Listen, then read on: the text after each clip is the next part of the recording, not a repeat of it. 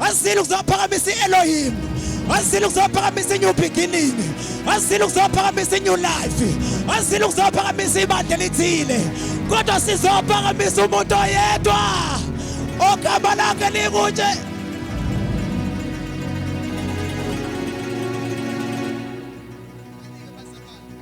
Sanukungihlohla phela. Bese kuba khona uDr Luka. Udokotela uLuka Mtakadlamini. Yena membheka uJesu. Ngizokwenza isibonelo mama ngiqeda ukukhuluma ngoDr Luka. Membheka uDr Luka. Yena umbona njengendodana yomuntu obafowethu. uDr Luka ufocusa kakhulu ekutheni uJesu he is the perfect son of man. Bafowethu ngoba lo Jesu esikhuluma ngaye wehla bafowethu wezemhlabeni wayimbatha lenyama esimbethe. That is why lithi iBhayibheli akasivumeli ukuthi silikwe ngokungaphezulu kwamandla ethu ngoba he knows very well ukuthi how difficult it is ukuba senyameni. Wazi kahle ukuthi kunzima kanjani.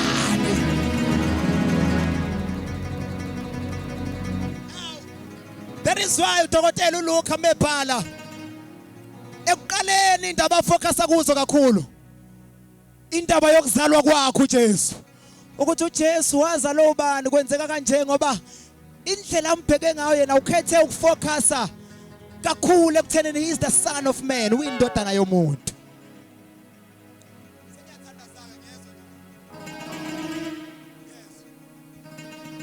Now these other books ayibiza ngokuthi ama-synoptic gospel.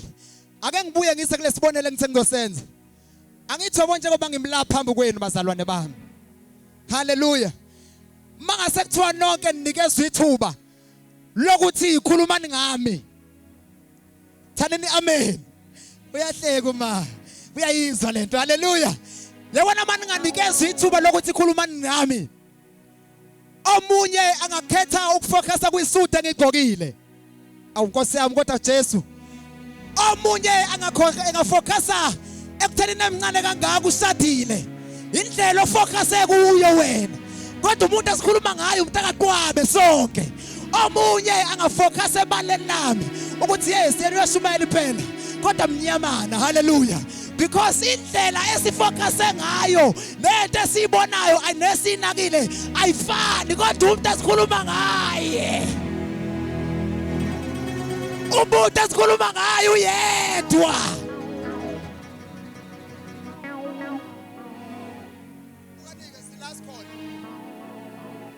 Kunencwadi yokugcina abanye bayayifaka kuma synoptic gospels.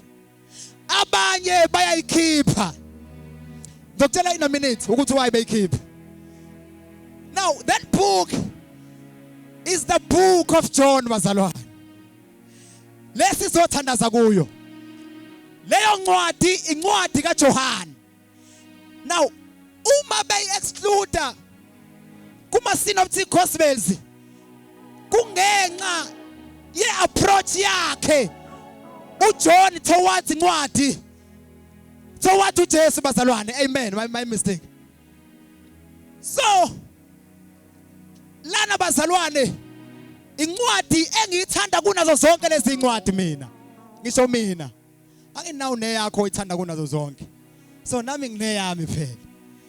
Now incwadi le engiyithanda kunazo zonke incwadi because uJohn bafowethu meqala nje bafowethu evula umlomo wakhe ezokhuluma ngalo Jesu ngoba khumbula phela ukuthi sonke lahlangene khona sihlangene ngoJesu bafowethu. Oh Nkosi yami ukuthi angisho namhlanje ukuthi nami sezayoni bafowethu kodwa sihlangene ngoJesu. Nami seluthela bafowethu sihlangene ngalo Jesu. Noma ngabe iseNew Beginning kodwa sihlangene ngalo Jesu. Nami kephi kodwa la sihlangana khona. Sihlangene ngoJesu. Sekuthi ngimemezele njalo ekseni ukuthi la uhlezi khona mangashiwa lutho ngoJesu usena assignment yokufuna ibandla. wabida yakhe ibandla ukuphakanyiswa abafowethu kwendodana kaJehovah uNkulunkulu. Makusenze umpostoli wakho uNkulunkulu usadlalelwe ukuyofuna ibandla. Makusenze umprofeti wakho uNkulunkulu usadlalela ukuphuma uyofuna ibandla ngoba as yet you do not have a church. Because into qualify ibandla ukuthi libe ibandla ukuthi kudliwani ngaphakathi. Leli bafowethu la establishwa esiphambanweni ibandla aliphakamisi lona kodwa liphakamisa yena.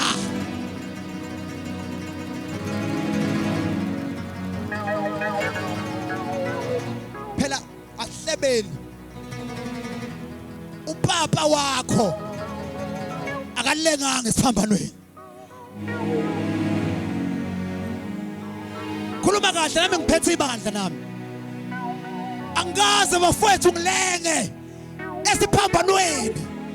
That is why mawufika ufika siloko uthanda Jesu this. Jesu that kwenza njani bafowethu? Ingoba sakhele ekuthenini ubani omnikazi webandla. Lalela ke.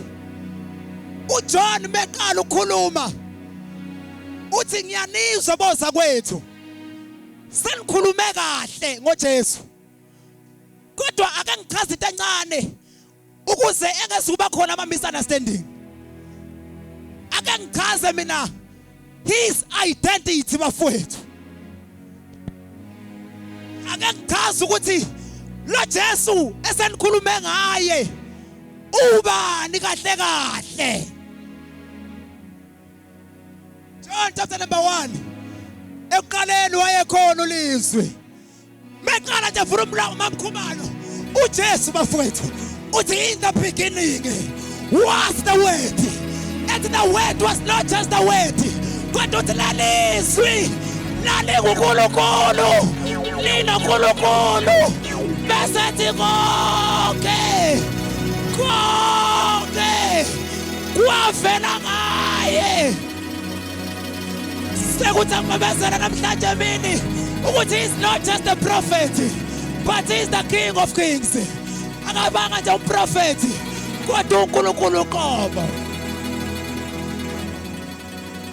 One of the things my brother engifuna ukuyi-addressa ukuthi lo Jesu ekhuluma ngaye he is not in the level of Allah.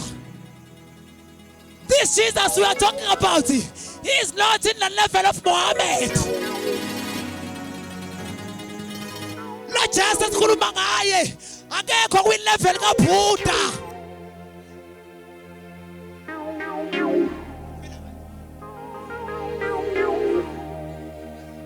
Webafowethu lo Jesu simmemezela utata he is not in the level of Shepe.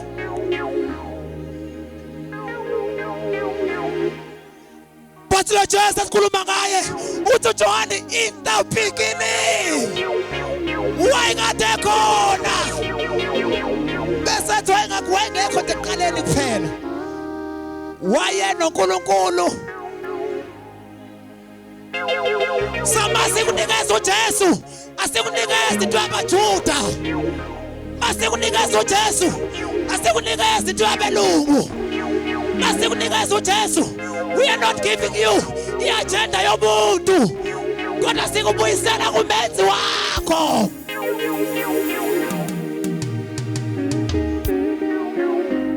Angishumayele ngihambe lo Jesu sokhuluma ngaye la he is God bazalwane. Khona into la uJohn obekade ayibona, khona into obekade ayibona la uJohn ukuthi yabona ngoba omunye he is the son of man. Mangingachaza ukuthi ubani lo Jesu, man of God, sizoba nabantu ababambelele kuMaria.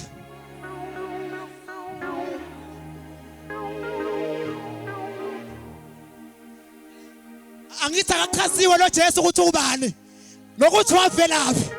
Sizoba nabantu ababambelele kwi-envelope Ngoba uMaria bafowethu, he was just an envelope to deliver the message. The real message is not Mary.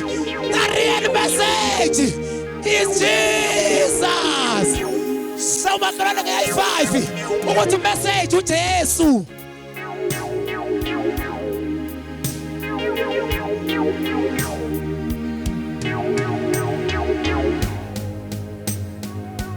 Lalelani-ke.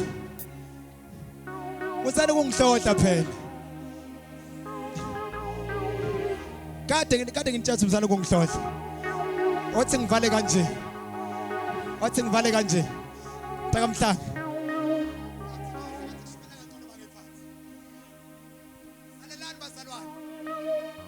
Mangabe eqeda ukuJohane ukuchaza ukuthi uJesu neidentity yakhe ubani ngoba njengekholwa you need to understand very well soberly ukuthi uJesu ubani khona uzoyeka ukudlala. Enye izinto ekudlalisa kangaka wena ukuthi you do not understand ukuthi lo Jesu ubani.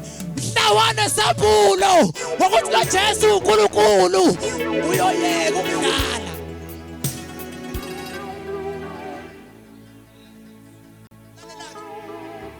Lethi iBhayibheli beceda ukuchaza uJohane ukuthi ubani. Kwase kuba khona ku chapter number 2 ithandana ezimbili. Ubani uhamba nomathandana wakhe namhlanje nango. Khona uhamba nomathandana wakhe. Abekho namhlanje abamba nomathandana ba. Ngicela Jehova. Lethi iBhayibheli kwase kuba khona omathandana tata. Aba decide ukushada. Ngidlule ngoba vele ngumfundisi. Ngidlule ma. Ngoba phela kuleli ivangeli hayi thandana nje kuphela. Kodwa thandana thina with inhloso yokushada. Hayi thandana nje mahala. Hayi thandana nje for wasting time. Hayi thandana nje kuphela ngoba nifuna ukuganga. Kodwa uyithandana so that sizoshada.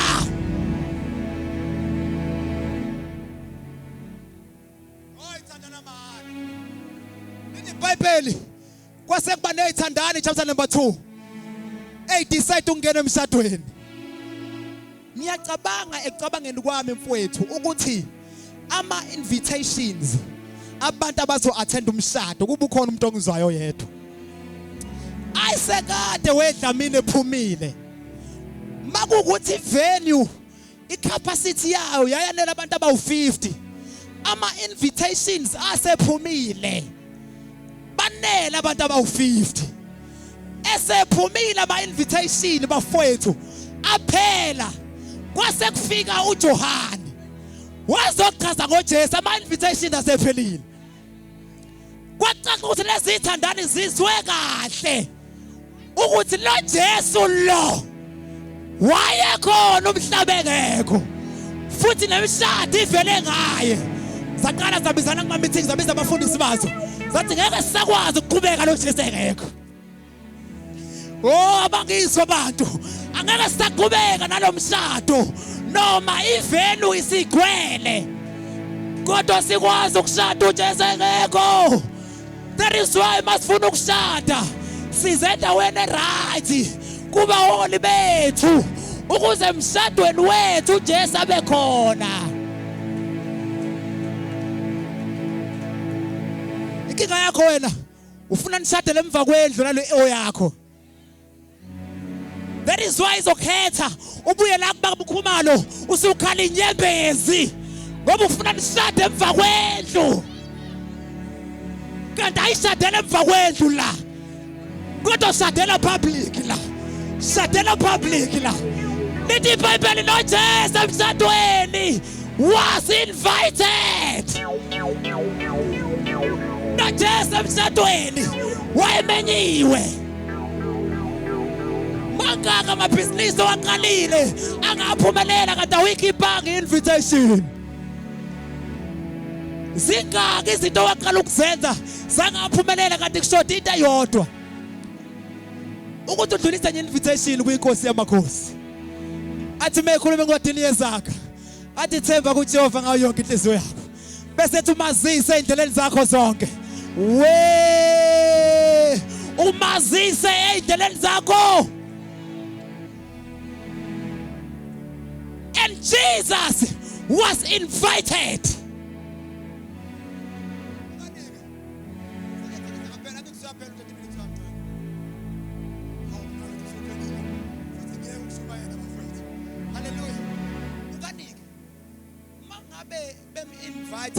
Ungazi ukuthi babebona in the future ukuthi sizodlula kwi-wilderness, and kule wilderness ngeke survive uJesu mengekho. Lithi iBhayibheli bafowethu kwahamba emshadweni sekujatshuliwe kwacaca ukuthi iwayini liyaphela,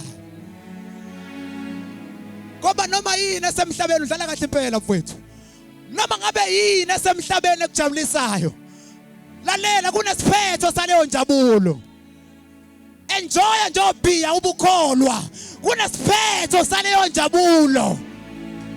Enjoy nje ukuhamba ama-altare kumnyama ubukholwa, kunesiphetho saleyo njabulo.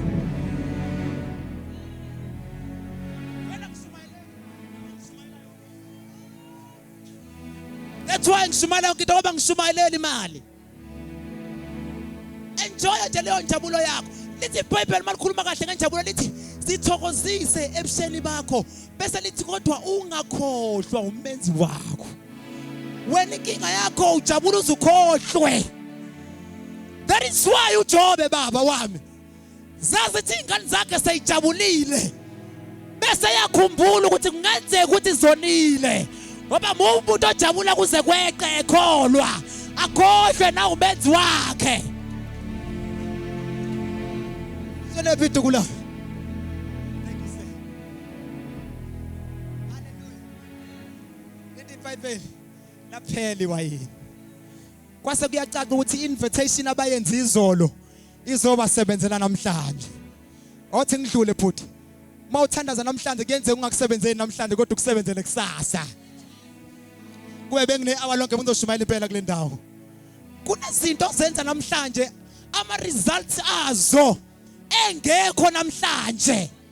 Ungaze ube frustrated ubona ngenzeke lutho namhlanje, kanti ama results hayi ukuthi awekho, akhona kodwa waqondene nosuku lwanamhlanje, aqondene nosuku lwakusasa. Uyothi usuzwakala kusasa sewuthi yenze njalo inkosi emithena yakuveka ngayo ukususa ihlazo lami ebantwini, ngoba yonke into inosuku lokho rababakhosaya shamantaka boseya. Kinga yakho wena, you want to see result today. Kanti Jesu akafanga namhlanje wavuka namhlanje, kodwa wafa namhlanje wavuka ngosuku lwesithathu, because yonke into kunenzeka uyenze namhlanje kodwa ama result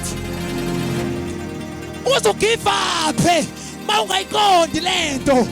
Webafowethu othi ngishumayele ngempela namhlanje, asiyeke ukuthandaza ngoba imisebenzi ingekho, asiyeke ukukholwa ngoba imishado ingekho, asiyeke bafowethu noma imoto zingekho, kodwa asiyeke ngoba sibambe into eyodwa ukuthi one day the Lord will make it happen. One day I will make it happen.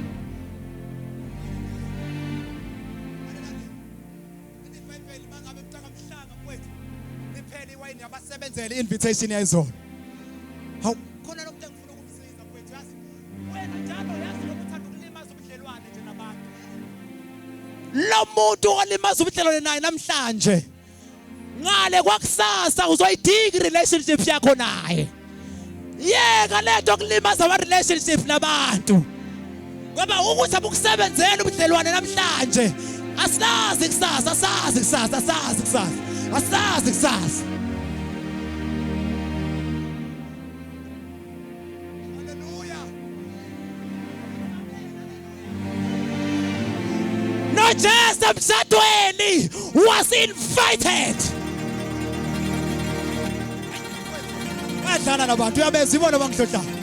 Jesus was invited. masifika isikhathi sokuphela kwenjabulo kwazi ukuthi khona umnikazi wenjabulo abenze behambe bonke abantu athi akusoze ngakushiya athi akusoze ngakuyeka ithi siphelile imali asale ingane ngenakudla kodwa sala benawe. Special announcement namhlanje. Invite Jesus in your life. Kungakusebenzela namhlanje kodwa kusasa ubukhona bakhe lizophela iwayini. Oba ukho umbuso ngapheli. Lithi iBhayibheli. I want to close dokotela. I want to close. Isikhathi sami siyangishaya. Lithi iBhayibheli wathi uma wakhe ngoba une revelation uma wakhe. Ngoba umama mene sambulo kahle. Ngisho umama mene sambulo kahle. Hallelujah. Ene sambulo wavele wathi Jesu sebephelelwe iwayini. uJesu avela umphoqa. Ngoba uJesu methanda uyakuphoqa. Uthandaze Nkosi ngifuna ipromotion uvela uqoqoshe emsebenzini. Mfowethu. uJesu uyathanda ukuphoqa methanda. Uthi sathina ipromotion uvela uqoqoshe. Hawu Jesu sengifaste kangaka ngithi ngifuna ipromotion uvela uqoqoshwe.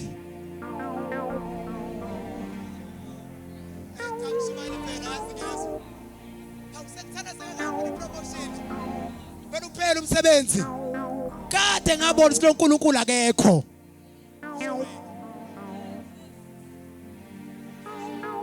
Kodwa ngiyamthanda lo mama bafowethu mephoxeka ngoba masiphoxeka asisuki kuye siyaphoxeka sisajabule hlezi kuye. Lithi iBhayibheli impila phela sisizwe simthakathaka kodwa zakhe besiyaso edwaleni noma izingelwa zihlala edwaleni noma ihletshwa kodwa ihlala edwaleni noma ishawa ihlala edwaleni ziyashumayeliswa zihlala edwaleni ayishumayeliswa zihlala edwaleni njengowana bengekho abantwana bahlala edwaleni. iBhayibheli mama ephoxeka wathi angizukuthatha idisappointment yami yona ubudlelwane bami nenkosi. Wena ubuphoxekile uyamthuka uNkulunkulu njengenkosikazi kaJobe. Wathi lo mama okay uyangiphoxa uJesu.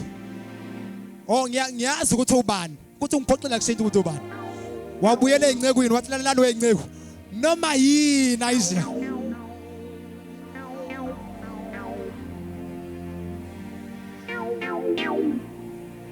Noma ingayenzi sense. Kodwa noma yini ayishoyo. Yayazi sethi noma yenzi sethi mina ngibamba into eyodwa ukuthi ongilandela akasophinda hambe umnyameni. Hallelujah. Noma yini ayishoyo. Ayenzi. Watholakala iwayini.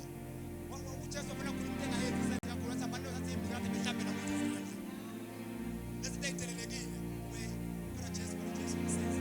Lezinto ezitelelekile. Ethweza ukuhlambela izandla ekhipha umngcwele ithina. Wathi abantu nogcwalisa amanzi kuzo. Babeyisa sekugcwaliswa amanzi umphathi izitsha wasiyanambitha mfowethu. Yabona injabulo uNkulunkulu othi ngimemezele phela vele incela uNkulunkulu. Injabulo uNkulunkulu akubekele yona ingcono kunalezi inyembezo ekhalayo. Wena uyithetha usuku wajabula khona okukhulu kakhulu. Lithi iBhayibheli makiyiswa kumphathi izitsha walitest iwayini wasethi ngokujwayelekile abantu bakhipha iwayini elimnandi eqaleni egcineni bakhiphe elimbi. Wena wenza okuhlukile, you have reserved the nicest wine. Injabulo yakhe ngcono yesa ukubekela yona uNkulunkulu. Uyibekile ihlezi ulinde ukhala uzuqede uqede ukhala bese thi nathi injabulo yakho.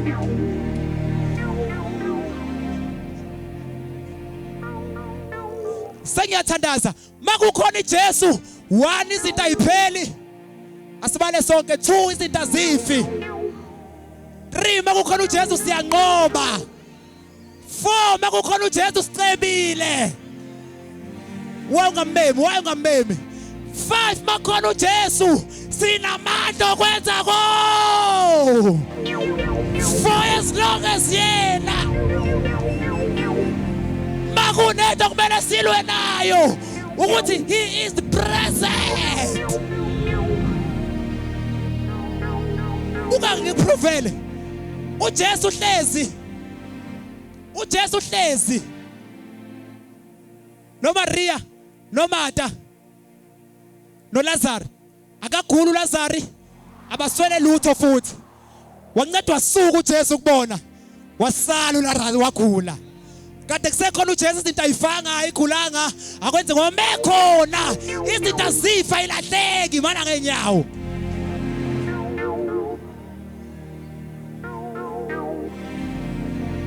uLazarus wafa wazongena emathuneni ngenxa yokuthi uJesu akekho.